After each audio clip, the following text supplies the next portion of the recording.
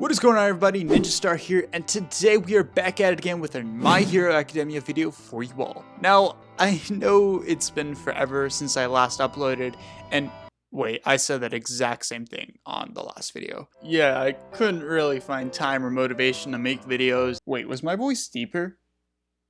But the truth is, I've been getting really busy with this wonderful thing called life, and now my life is at a good point again, so I was like, hey, why not come back to this old flame of mine? And the match to start that flame is going to be, as aforementioned, My Hero Academia. Let's talk about how the series has been getting better and better with the rise of Villain Saga, the current saga in this series. I'll give a fair warning, this video will have manga spoilers up to the most recent arc. But anywho, let's regress back to where some people believed My Hero Academia fell off afterwards, and where the previous saga ends. The Kamino/Hideout Raid arc, All Might vs. All for One. It's one of the most important parts of the series, mainly because it changes everything. Deku is on his own. It's the passing of the torch, and each pro hero is trying to fill the void All Might left. Each villain organization is trying to best the others, and there's a growing cold war among heroes and the League of Villains since now each major force is out.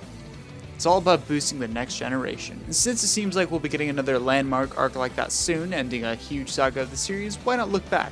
The provisional license was definitely the weakest in the saga, but it served as a things will be okay even though All Might's out arc. We'll see why that's so important later. There's also introductions to more schools, however only a few students are explored for them. So there's not as much world building or variety there as there probably could be. And even then, most of that happens through the mini arc after Overhaul, the remedial course. Highlights are definitely the Toga reveal that show us the League of Villains are closer than we think to our protagonists, and the Bakugo fight, which serves as a great character moment and culmination of the growing rivalry.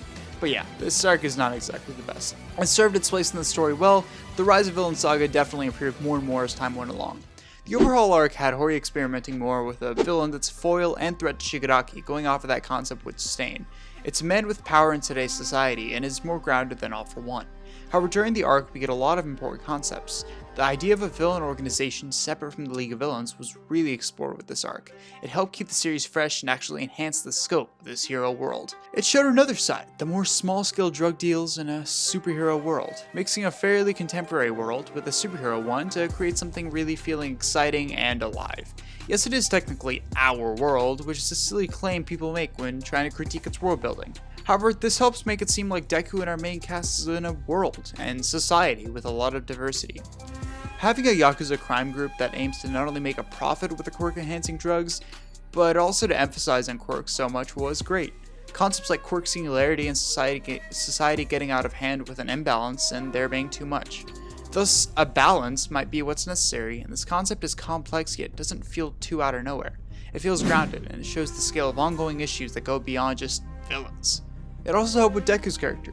This is what he needed to improve. At the start of the arc he feels motivated after the license exam, but then he feels so much inferior to Mirio, and thinks that the latter should have gotten one for all, essentially just reaffirming his doubts. Deku's confidence is at a real low, but through following his own path, he defeats the crime boss. He saves the little girl, and while he's not publicly recognized for it, we're able to see that he is worthy to be a future symbol of peace. The success is what Deku needed, and it's even more emphasized in the Gentle arc, where he defeats a villain on his own with pretty much no help. Deku is gaining true experience through his encounters, while also using his kindness as a great tool. Gentle may not be as high stakes as Overhaul, but I think the level of quality is consistent. Gentle is awesome, heartfelt, and it's great to have a villain easy to sympathize with. He's also pretty much a YouTuber, which, as silly as it sounds, shows the internet is pretty rampant there as it is in our world, which adds even more layers to My Hero Academia's atmosphere. And I forgot to mention this, but Horikoshi's incorporating of side characters fixed the problem, or at least a good chunk of the problem I had early on of introducing too many and not developing enough. In Overhaul, Kirishima is explored. In Culture Fest, we see Jiro and students being students. This is an academia and helps balance the many parts of this wonderful series well, while also developing more ideas to come. Then we have the phenomenal Pro Hero arc. As I mentioned with side characters, Endeavor is at the forefront here. Experimenting with a protagonist that's not Deku set a solid foundation for the even better My Villain Academia arc, where Shigaraki was the main guy. But back to Flame Dad. We see his natural progression as someone trying to be better in this arc, and him having the mantle in a post-All Might world. The struggles of those highest up give us yet another perspective connecting us to all parts of this magnificent world.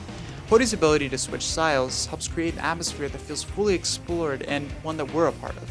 An arc from the #1 hero side, an arc from talented deuterogonists who need to improve themselves, an arc from a villain, an arc that faces off against a celebrity, an arc that faces off against a crime boss, an arc that faces off against a corrupt businessman.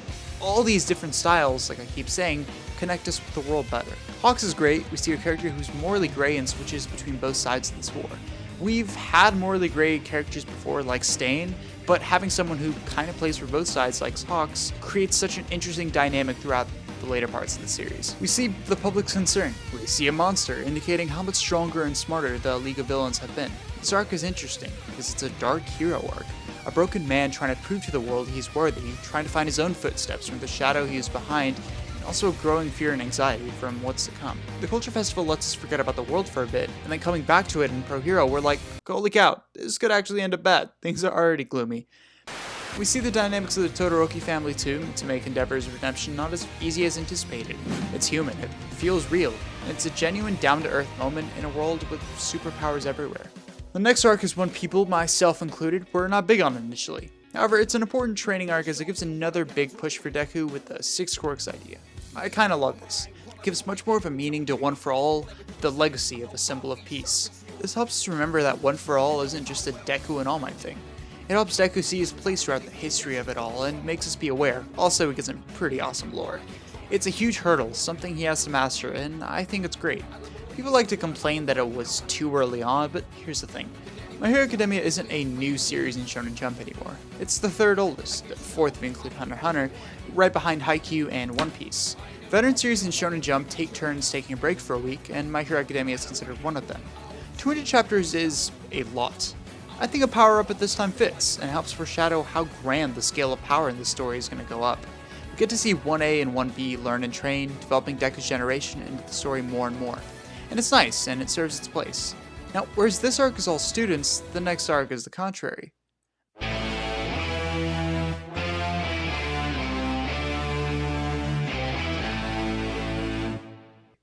My Villain Academia.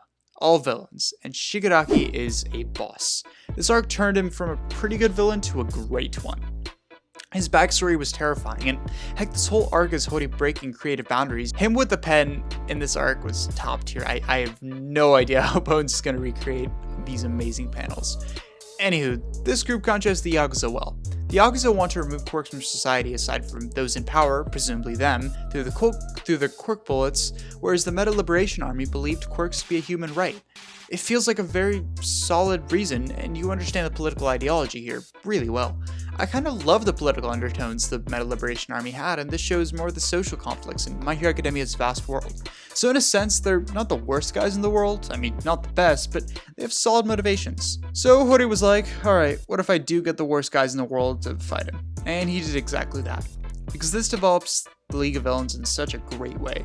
We see that they're a family too, and it creates an even better foil with the heroes. Twice and Toga get a ton of shine, and Shigaraki, oh boy. In the same way the Overhaul and Gentle arcs were Deku proving himself to take on a mantle, MVA was that for Shigaraki. Taking out a boss of a big-time organization and feeling like one could do it alone really put him on a different level than everyone else. And yeah, he took out Overhaul too, which I guess kind of parallels Deku going after Overhaul too, but the big thing for him was gaining control of the Meta Liberation Army. And I mean, you could even say that the experiments on him right now are like an equivalent to Deku's 6 quirks training. And while we're happy to see the protagonist win, we know that means even more growing despair for the heroes. But luckily, we have a calm before the storm with the Endeavor Agency arc.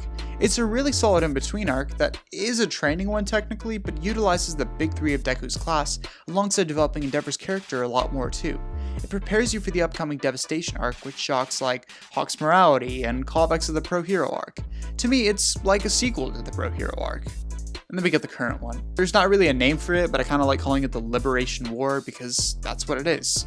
This is what I think will be the end to the Rise of Villain saga.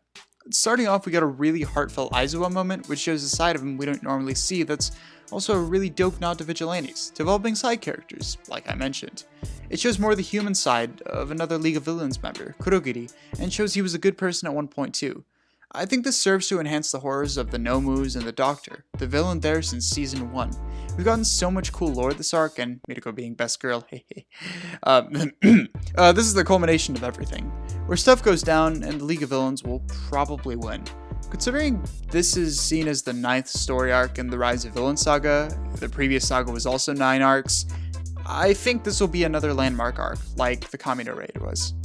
Overall, this saga of MHA has shown how it just gets better and better with Hori experimenting more and breaking boundaries / conventional formulas to create an excellent narrative. I can't wait for the rest of this arc and how destroyed the hero society will be. Rise of Villains, despite being built up essentially, is pretty awesome. The next saga will have me interested. I think the academia part will be dropped. Hence why we got so much of that during this saga, to give us the good old days so we can reminisce about them later. Anyways, y'all, that's been this fun, casual discussion about MHA's quality evolution. I'm really happy to see the series improve so much and learn to find even stronger footing through concept experimenting and the willingness to break formulas / boundaries. I love MHA, and as I mentioned before, I'm so pumped for the future of this manga. Anyways, what do you guys think of the Rise of Villain saga? Do you have a particular favorite arc from the saga? For me, it's My Villain Academia. Love it so much. I want to hear all your input and thoughts in the comment section down below. Anyway, thank you all so much for watching, and Ninja out. Bye everyone. Have a wonderful day and stay safe. Wash your hands too. That'd be good.